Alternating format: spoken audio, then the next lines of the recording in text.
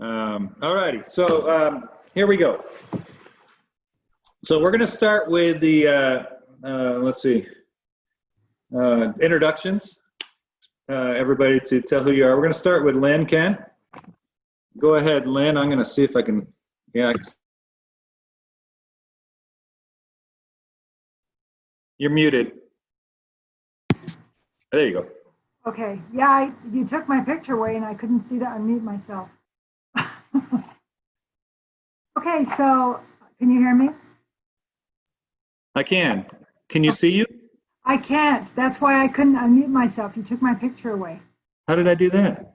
I don't know. Dan, get in here. Dan. Lynn, it'll be under view options. Yeah, I'm looking at that, but. Whoever's talking gets the photo. Okay, I got it. I'm up now. Okay. Okay, good afternoon. I am Lynn Kent. I work for Better Homes and Gardens, Bloom Tree Realty, have been a realtor for just over 4 years. I moved to Prescott in 2013 as the postmaster. So I served my community for 2.5 years before becoming a realtor to serve my community.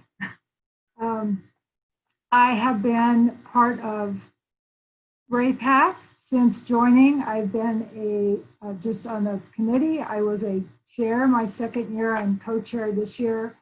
And I'm very proud of the work that we've done with RAPAC. We have had an awesome few years. So that's been my privilege. Also part of Women's Council, and I was a program director last year. I am a graduate of the 2019 Tri-Elevation First Class. So that was an awesome experience and so much to learn. I hate video, but thank goodness I took that class because I spent so much time on video this year. It's ridiculous. I'm pleased to be running. Obviously we are all unopposed, which last year I did run as well, and it was not elected, but I'm glad that I was asked again. And it's my privilege and my pleasure to serve the realtors. So thank you so much for this opportunity. I appreciate it. Thank you. And yeah, that LTA stuff, they make you do a lot of videos, don't they? Yes, they do. Kind of a preemptive strike for 2020. All righty. Next, we got Trisha Michaelson. Are you? I can't see her. I know you were here. There you are. Okay, I'm going to mute myself. I'm Trisha Michaelson. I'm the broker owner of Desert Reflections Realty. We're a small boutique brokerage up here. I've been here in Prescott for 10 years. However, I've been a realtor for almost 20 years. I did start out in the Phoenix Metro and escaped to the wonderful, wonderful Prescott area. If I told you everything I've done at PAAR, you'd consider me an association junkie. I've served on many committees and task forces. I was the treasurer once before. I'm the assistant treasurer this year. I want to say it really underscores how important I think active participation in the association is. The association is much more than just helping realtors. It goes out into helping them in education. It goes out to helping our community with different committees that we have. We're very active in governmental affairs and everything that goes around protecting homeownership and property rights, all the way through the state to national. I do serve on a state committee as well. I serve on the GRI Oversight Committee. So I'm really excited. I love seeing new people join. We need more and more new people to get in and get involved. And I look forward to an exciting year. Thank you.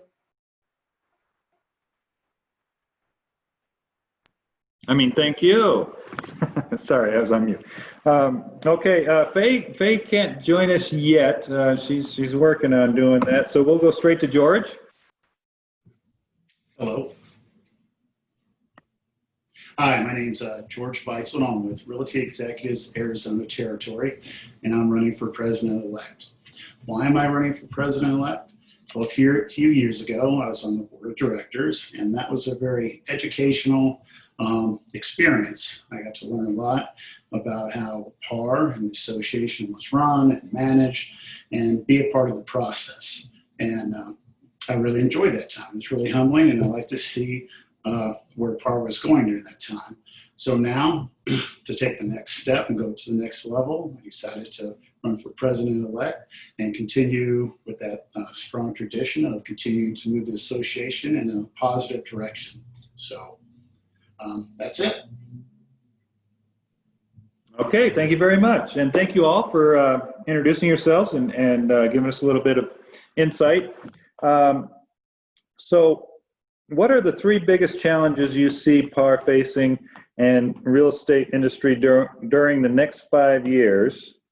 You're not committed to 5 years here, but just in your expectations, how can PAAR play a role in having positive impact on those issues? And we'll start with Lynn.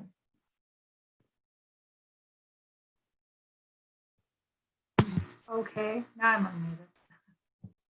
So, you know, looking at this year and how much we've had to change what we do and how well we've done that, I think the next 5 years, who knows what it's going to bring, but I think the fact that we need to be ready for whatever it brings, and we need to act quickly to make sure that we're still serving our clients and that we're doing the best that we can for our communities. And that takes on obviously different faces as things change. But I think just being ready for whatever needs to be done and having the open communication with not only other realtors and the brokerages, but with our community. I mean, we need to see what we can do to help people. And right now, because we do have this huge virus going on, and you know, we have to make sure that our clients are safe and our customers are safe. And it's just, I think being able to roll with whatever comes our way, it's probably going to be that's going to be our biggest issue. That's what I see. Okay, thank you. Trisha? Well, the three biggest challenges I see are all the changes in the industry. We are going through changes at light speed that we would never have imagined. And I think it's incumbent on us to stay on top of that and help our realtors understand the changes and how they can effectively change to continue to be productive. We're also experiencing phenomenal local growth, and we're seeing a lot of growth in our membership as well. And so that presents a big challenge to our association in the continued support.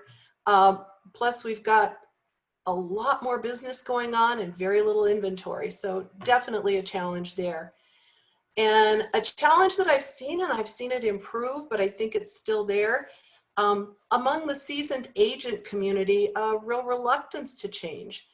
And with the light speed of things going on at the national level, I want everybody to be successful, so I want to be able to help, and I think PAAR can help those seasoned agents continue to be successful in this ever-changing world.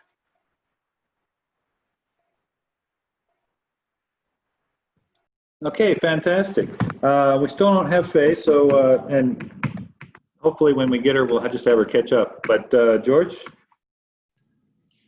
All right. So, you know, some of the big things, obviously, COVID-19 and what it's doing to just not us locally, but nationally, because everything that happens nationally affects us. So how do we deal with that? Because that ties into the economy, not just nationally, but globally. You know, are things going to slow down? Are they going to pick up? As we see right now, we're in a seller's market, and there's more buyers than there are homes for them to purchase. And part of that, you know, what does PAAR have to play in all this? As somebody said earlier, it's getting NAR and AR standards and guidelines and policies and procedures pushed down to the lowest level. And that's that's PAAR's responsibility to make sure all the members know what are the standards at the national and state level. And PAAR, I believe, has been doing a pretty good job of getting that information pushed down. It's just one of the challenges is how do we cut through all the clutter? You know, I have over 100 emails a day, and most of it is garbage. So, you know, PAAR has tried different avenues to get the word out to everybody, from emails to, you know, doing stuff like this and everything else. So that, to me, is one of our biggest challenges, is to continually push down information where the membership actually reads it or listens to it, whatever we're going to do. So those are my 3 things. Okay, thank you. Yeah, you know, one of the simplest things I noticed, a lot of people that are not big fans of NAR feel that they don't really understand that we're a charter of NAR, and our title as Realtor comes from NAR. And so we're all one big happy family, and it's crucial that the members of the association understand that, I think. But you're right, it's difficult to get everybody to pay attention. We're all independent contractors going in different directions, and so it'll be interesting to see what we can do to change that. So I appreciate that. Our final question for the officer candidates is, why is it important for PAAR to have strategic plan to guide the organization? Based on your knowledge of the plan, what are you most eager to see accomplished, and what are you least eager to see? We'll start with Lynn. Well, what I'm most eager to see is how we handle the problem of not having enough room for the trainings that we need to have. I think we've talked about the building, a new building, for quite some time. I would kind of like to see that come to some kind of a fruition, whether it's we decide to stay where we are and rent space, or if we decide to have a larger building for our organization. I think, you know, we need to support our realtors through the training, and it's hard for us to do that sometimes when you can't fit more than 20 people in a room. So that's something. Kind of getting a little more,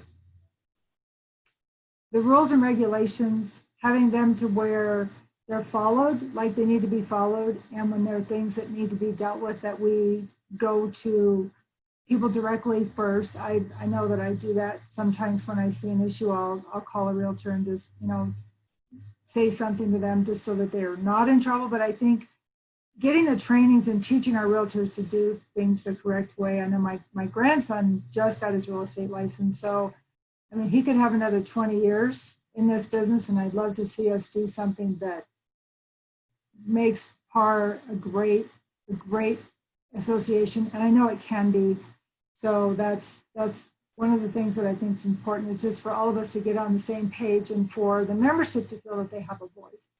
I think sometimes they don't feel that. So I think those are the most important things to me. Do you have a least favorite part of the Least favorite part? Well, you know, it seems to me, and I've been to a couple of strategic planning sessions, and I think the least favorite part is when sometimes it seems like there's a minority, but their voice is larger. And I think that's not a pleasant thing for me. So I would hope that we would move forward and not maybe have that so much in the future. I don't know if anybody else kind of feels that way, but that's something that I've noticed a couple of times. Okay, thank you. And if just letting my if people are looking at the clock and it says 2 minutes and Lynn's still talking, it's because I asked the question, so her time continues on. Next, Trisha. Well put on the last point, Lynn. We have a very active strategic plan. And I'm excited about that, because a good business, and this is a business, can't be run without a strategic plan. We do it right, we update it, and it's not revised, it's updated annually. We're coming up to a new era where we're going to be doing some addition to it. So I'm very excited about that. I'm excited in the strategic plan to see more things for leadership growth. I love the leadership training that we have, and that came out of the strategic plan. The interaction we have with other associations as a result of the strategic plan is excellent. Like Lynn, I think the new building is one of the critical components of what we've got in there. We see the strategic plan in all pieces, in all the committees. We see it in the board, and it's acted on. Like Lynn, I'm just hoping we can get to the point that we get the building that we need. We've got 1,800 members, and we can barely sit 30 in our training room. That's all. Okay, thank you. I can't see, has Faye been able to join us? No, I've not seen Faye yet. Okay, well then we'll move on. So George, same question to you. I hope you remember. I do. Yeah, so, you know, like anything, like any business, if you don't have a roadmap, how do you know where you're going to go? Just like Trish said, you want to have a successful business, you need a plan, and you need goals. So if not, you're wasting your time and spinning your wheels. So the strategic plan, without a doubt, is one of the best things we have going for us. Gives us focus and purpose and a goal to move forward.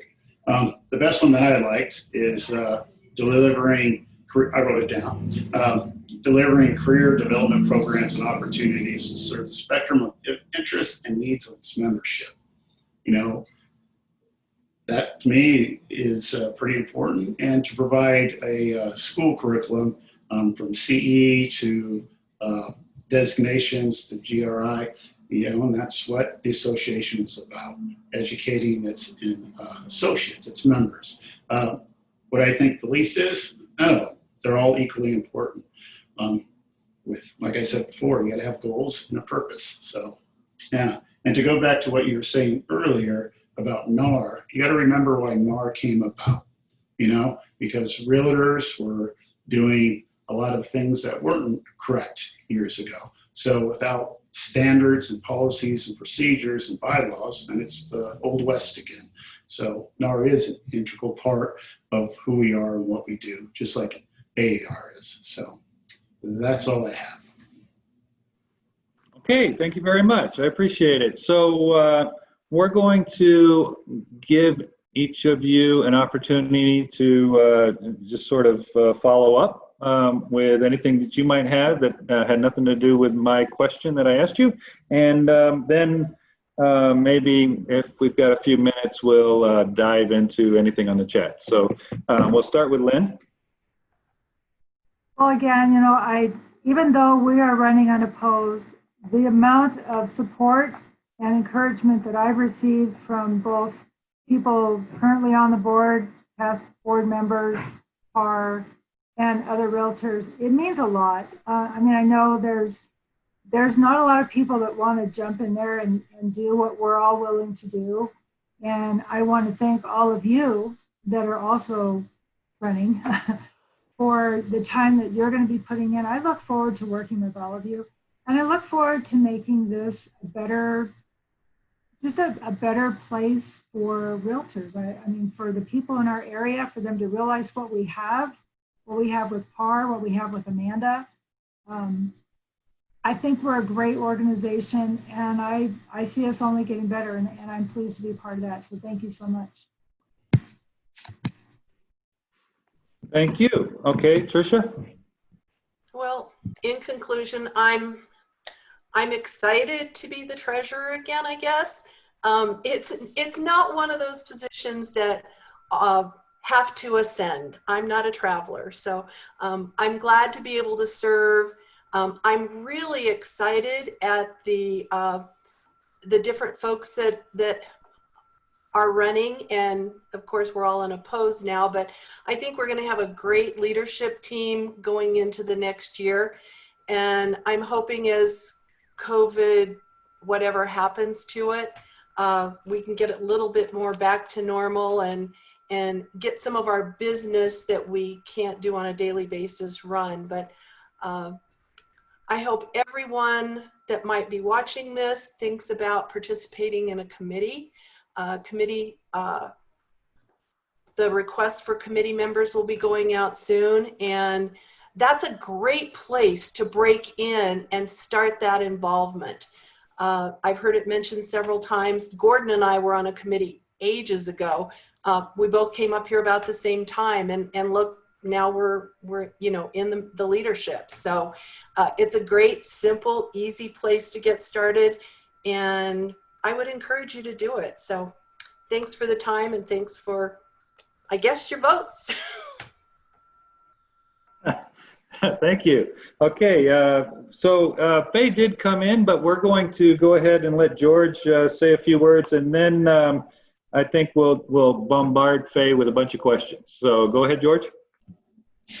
Yeah, just like everybody else said, I'm looking forward to it. I think it's going to be another great experience, and keep doing great things and pointing the association in the right direction. And as when I was on the board before, the biggest thing is membership and communicating with membership, and membership communicating back. Remember, we are a national organization with rules and policies and bylaws and standards, and that applies to everybody. And it's a business, so run it like a business, from all the way down to the one agent, to a big team, to individual brokers, to the big brokerages. So yeah, I look forward to it all, and we'll see you all next year. Okay, fantastic. Don't go anywhere, though. Okay, so next we have Faye. Hello, Faye Humphrey. Are you out there? I'm here. How are you? I'm great. So glad to see you. Thank you. So my first question is, what was more important? No, I'm kidding. The first question that we didn't get a chance to ask you was, let's see, where were we? I've got papers all in front of me here. She would introduce herself first? Oh, sure, she could do that. I think she's running for a position this year. So go ahead, Faye. I am. Thank you. My name is Faye Humphrey, and I am an associate broker with Keller Williams, Northern Arizona. I specifically work for the Kristen Cole Network, and I am thrilled to have the opportunity and the privilege of running for the position of first vice president. And so it felt odd to have a year off after being on the board for a couple of years. So I'm excited at the opportunity again. Okay, fantastic. So we're going to just throw them at you. Ready? So Okay. The first question is, what are the three biggest challenges you see for PAAR facing, challenges you see PAAR facing, and the real estate industry during the next 5 years? Also, how can PAAR play a role in having positive impact on those issues? Well, there's no surprise to anyone that there are great disruptors in the overall business in our country as it relates to the real estate industry. So I think we've got to be prepared to deal with that. I also think that technology continues to be the forerunner in what we're doing and not doing and how we're doing it. And then we need to tie those things to the fact that no matter what, this is indeed a people business. And at the end of the day, we have got to be in relationship with our clients, our customers, our fellow agents, brokers, not only in our area, but around our state and around the country, because this is becoming more and more an industry with no boundaries. I hear that. Okay, so next question, and by the way, Elizabeth Kennedy threw in a Go Girl just now. So based on your knowledge of the plan, strategic plan that is, what are you most eager to see accomplished, and what is probably your least eager thing to see accomplished? Well, my eagerness comes at a variety of levels, most of which is pretty high. So I don't know that I'm going to necessarily say there's nothing. However, what I do really, I have real energy around is seeing our MLS continue to be a viable part of our business, and that we have control over how it looks and how we treat it, such that the information just gets better and better. And we've come so far in the time that I have been up in the Prescott area, that I'm just thrilled to be able to see that trajectory continue. So I'm very excited about that. I'm very excited about our involvement with the community. I think that some of the things that we have done, and I wish I could take some of the credit and I get like zero credit, but some of the things that the association has done through community outreach, et cetera, is extraordinary. And I think we always need to be doing those things. In terms of least enthusiastic, I'm not sure that I'm least enthusiastic about much of anything. I'm thrilled beyond belief that our association, the size that we are particularly, that we are taking so seriously our strategic planning and staying within the strategic plan, having the budget as it relates to the strategic plan so that there is always a path. I think I'm probably most excited about that. Okay, fantastic. Yeah, kind of the same sentiment with George said. He couldn't find anything in the strategic plan that he didn't like either. So and now let's see here. Kellen, Janelle, and Trisha had all mentioned the next 5 years, the amount of change that's coming. What specifically does, and anybody can jump in here, just unmute yourself to talk. What specifically do you think within the next 5 years is that change? It's easy, you know, we've got technology, of course, everything's going to come at us at technology, but right now, focused on in your mind, what is it that you think in the industry that is going to actually change from how we're doing business right now? I'll jump in. I think things are turning more virtual than they ever have been. With not knowing how this virus is going to really affect us and how long it's going to last, we're just having to shift our day-to-day thinking into more virtual and online than ever before. Excellent. Okay, and yeah, I think the people that probably previous to the COVID that weren't really on board with doing all the virtual things didn't have much of a choice. And so everybody's getting educated together. Some already were in that mode and probably are better at it than some of us, myself included, obviously. But yeah, I agree with you that that's probably something that we're all unfortunately going to benefit from. So not unfortunate to our business, but circumstances that created it. And anybody else want to comment what they think in the next 5 years we're going to see as a change in the industry? Yeah, I will. Jeff, I will. You know, yeah, go ahead, George. In the next 5 years, we are definitely going to change the way we do business. We have online models. We do virtual showings and everything like that. COVID has just pushed us up even faster, and we're just not used to it. We are changing rapidly, and yet we are still the resource for any homeowner, home seller to come to have a great transaction. That's our job, and we just have to shift with the times. And I'll get into brokerage models are changing.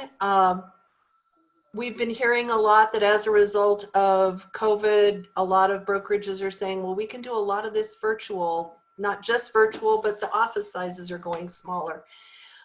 There's interesting technology. There's, the contract where two people come together online and it's all done. Shelter Zoom, Mithra contract, things like that haven't hit us yet.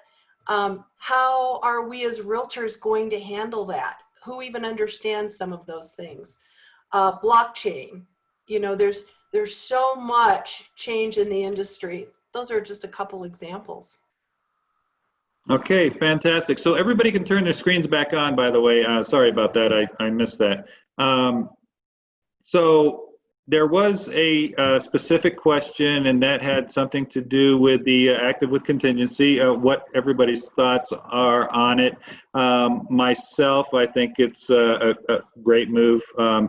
And I think that it's the education of utilizing it seems to be the biggest issue. But having the all-encompassing basket of pending taking backups needed to be defined. So I think it's a good thing. But anybody else have an opinion on that? Well, if I could, just some things that I've heard is, unfortunately, it's a little confusing when people are searching online at realtor.com or Zillow, because they're seeing active.